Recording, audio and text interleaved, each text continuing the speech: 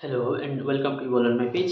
আজকে আমি আপনাদের সামনে ভারতীয় সংবিধানের আর্টিকেল ৬ নিয়ে আলোচনা করব। আর্টিকেল 6।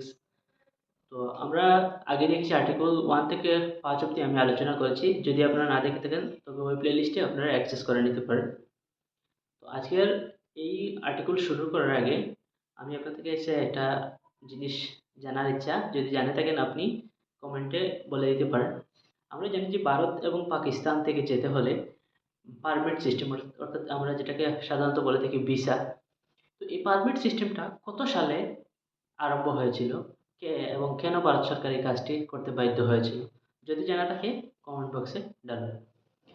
তো চলেন আজকের বিষয়টি শুরু করি। আজকের বিষয়টি হচ্ছে ভারতের সংবিধান আর্টিকেল 6, যেটাতে আমি আগেই বলেছি আর্টিকেল 5 থেকে 11 অব্দি শুধুমাত্র নাগরিকত্ব নিয়ে আলোচনা হয়েছে। তো নাগরিকত্বের মধ্যে আর্টিকেল 5 যেটা সেটা আমরা দেখেছি, এবং 6 এ এই কথাই বলা হয়েছে। আমি আপনাদেরকে প্রথমে পড়ে শোনাই। আ তিনি অথবা তার পিতামহ বা পিতা আ অথবা পিতামহী, মাতামহী ভারত শাসন আইন 1935 তে ভারতের যে সংজ্ঞার্থ দেওয়া হয়েছিল সেই সংজ্ঞার্থ নির্দিষ্ট ভারতে জন্মে থাকেন। পয়েন্ট 2 তে বলা হয়েছে, যে ক্ষেত্রে 19শে জুলাই 1948 তারিখের পূর্বে ওই ব্যক্তি ঐরূপ প্রব্রজন করিয়াছেন, সেক্ষেত্রে তিনি ওই প্রব্রজনের তারিখ হইতে ভারতের রাজ্যক্ষেত্রে সাধারণত বসবাস করতে থাকেন।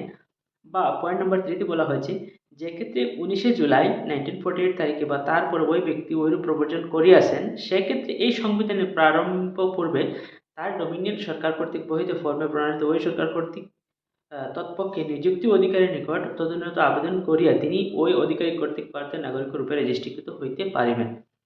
তবে কোনো ব্যক্তি তাহার আবেদনের তারিখের অব্যাহতি পূর্বে অন্তত ৬ মাস ভারতের রাজ্যক্ষেত্রে বসবাস না করিয়া থাকিলে ঐরূপ রেজিস্ট্রেশন অন্তর্ভুক্ত হইতে পারিবে না। তো দেখুন আমি একটা একটা করে পয়েন্ট বলছি। প্রথম পয়েন্টে ওই কথাই বলা হয়েছে যে যদি মনে করেন আপনার দাদা অথবা দাদি, মা অথবা মায়ের মা, যদি এরকম কেউ ভারতে জন্মগ্রহণ করে থাকে এবং দেখা গেছে যে আপনি অন্য কোথাও জন্মগ্রহণ করেছেন ভারতের বাইরে, তবুও আপনি এই পিতামহী অথবা মাতামহী, দাদা এবং দাদির ডাটা ধরে যদি ভারতের নাগরিকত্বের জন্য অ্যাপ্লাই করেন, তবে সেটা আপনার পাওয়ার অধিকার ছিল, পেয়েছেন। প্রথম পয়েন্টে এটা বলা হয়েছে, বা আপনি ভারতের নাগরিকত্ব পাবেন। পয়েন্ট 2 তে বলা হয়েছে, পয়েন্ট 2 তে জাস্ট একটা রেজিস্ট্রেশনের ব্যাপার এসেছে। 1948 সালে, সালের 19শে জুলাই 19শে জুলাই দিনের ঠিক আগের দিন অবধি, অর্থাৎ আমরা যেটাকে বলবো 18 জুলাই। 18 জুলাই অবধি দেখা গেছে যে আমরা আমরা বর্তমান যেটা ভারত রয়েছে সেটা ইউনাইটেড ইন্ডিয়া ছিল। যেমন এর সাথে ছিল বাংলাদেশ, এর সাথে ছিল পাকিস্তান। পরে ওরা ছিটকে গিয়েছে, আলাদা হয়ে গিয়েছে।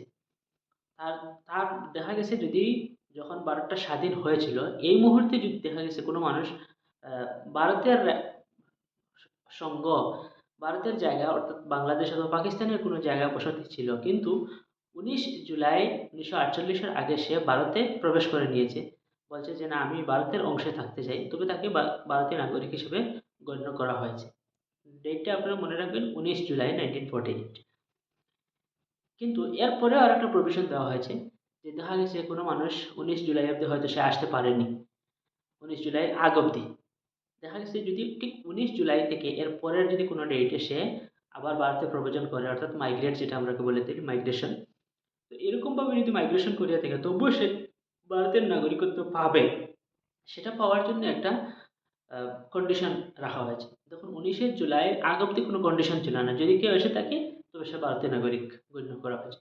বাট ১৯শে জুলাইয়ের থেকে এর পর অব্দি যদি কোনো নাগরিক আসে তাকে একটা কন্ডিশন দেওয়া হয়েছে যে তুমি আ ভারত সরকার কর্তৃক যেগুলো অফিসার রয়েছেন তাদের কাছে একটা আবেদন লিখো রেজিস্ট্রেশন এর জন্য, যে আমি ভারতে থাকতে চাই, এরকম করে একটা অ্যাপ্লিকেশন দেওয়া, যেটাকে আমরা সংক্ষেপে বলতে পারি। তো এই অ্যাপ্লিকেশন করতে হয়েছে আপনাকে যদি ১৯ জুলাইয়ের পরে আসেন। আর ১৯ জুলাইয়ের আগে আসলে কোনো অ্যাপ্লিকেশনের দরকার ছিল না। কিন্তু ওই অ্যাপ্লিকেশন কারটা গ্রহণযোগ্য হবে এবং কার অ্যাপ্লিকেশন রাখা হবে, সেখানে আরেকটা কন্ডিশন আনা হয়েছে যে, তুমি যদি ১৯ জুলাইয়ের পরে ভারতে এসে থাকো, তবে তুমি অন্তত ভারতে ৬ মাস থাকার পর এই অ্যাপ্লিকেশন করতে পারবে। এর আগে তোমার অ্যাপ্লিকেশন গ্রহণযোগ্য হবে না। তো এটাই ছিল আজকের আলোচনা। আর্টিকেল 6 এ তেমন কিছু নেই। শুধুমাত্র দাদা-দাদি এবং মায়ের বাবা-মা এরকম সূত্র ধরে আপনি ভারতীয় নাগরিক এপ্লাই করতে পারেন। 19 জুলাইয়ের আগ অব্দি আসলে কোনো অ্যাপ্লিকেশনের প্রয়োজন নেই। 19 জুলাইয়ের পরে আসলে আপনার অ্যাপ্লিকেশন। এটাই ছিল আসল সামারি। তো আমার এখন একটা কোয়েশ্চেন ১ম করেছিলাম। আপনারা অবশ্যই আনসার করবেন। আমি জানি।